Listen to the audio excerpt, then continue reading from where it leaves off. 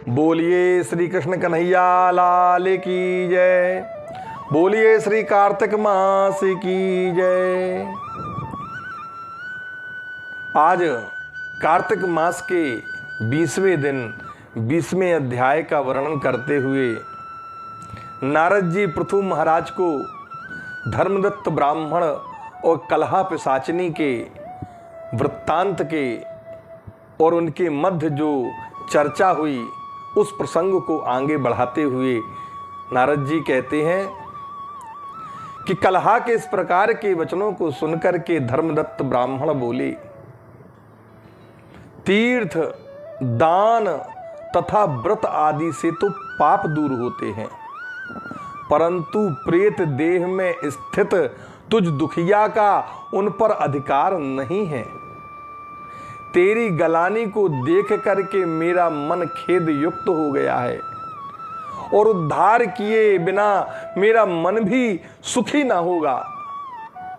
3 योनि को देने वाले तेरे पाप अतिशय उग्र हैं, बहुत विकट हैं, और अति निंदित प्रेत योनि भी थोड़े पुण्य से क्षीण होने वाली नहीं है।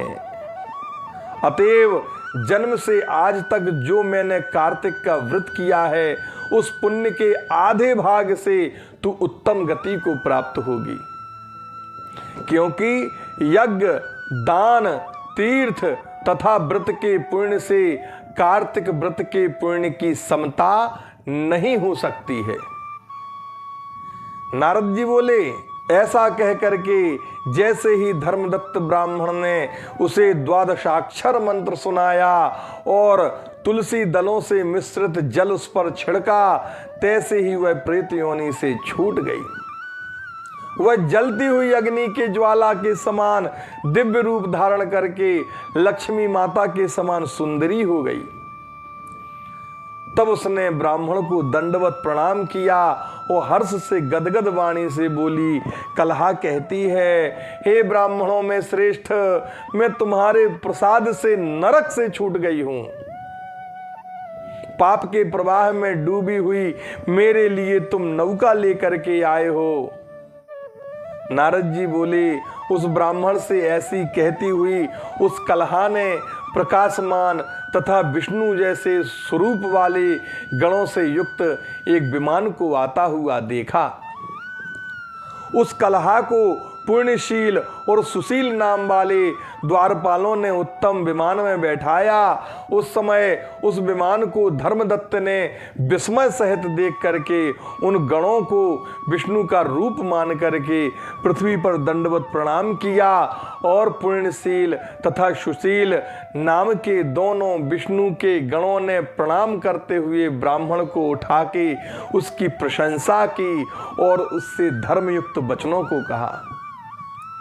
वे भगवान नारायण के दोनों गण कहते हैं, हे ब्राह्मण, तुम बहुत अच्छे हो, विष्णु की भक्ति में सदा रत रहते हो, तुम दीनों पर दया करने वाले हो, धर्मज्ञ हो, सदा विष्णु के व्रत में तत्पर रहते हो।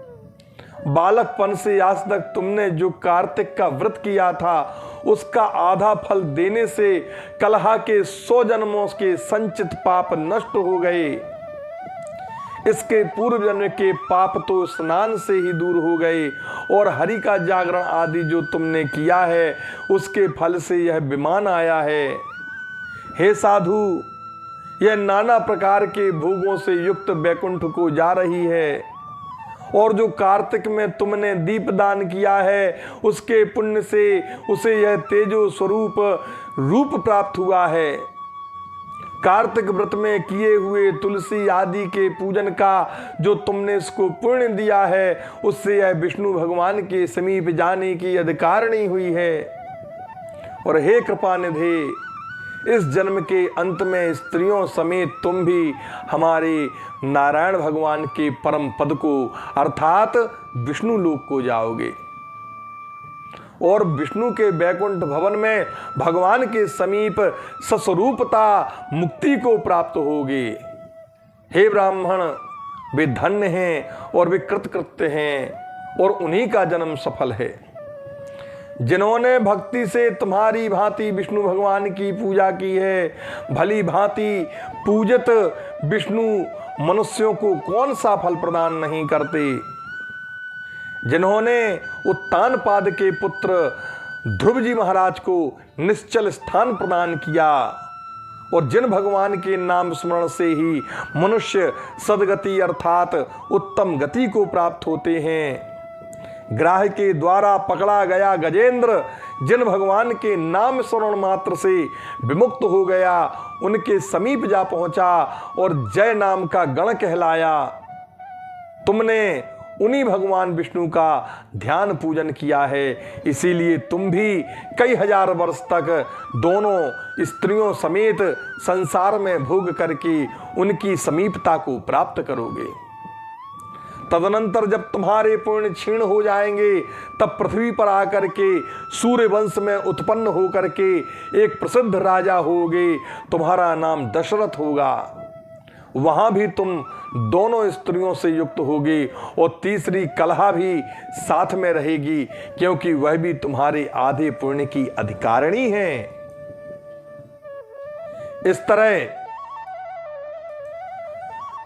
इस जन्म में भी भगवान विष्णु पृथ्वी पर तुम्हारी समीपता को प्राप्त करेंगे और स्वयं तुम्हारे पुत्र होकर के देवताओं का कार्य सिद्ध करेंगे।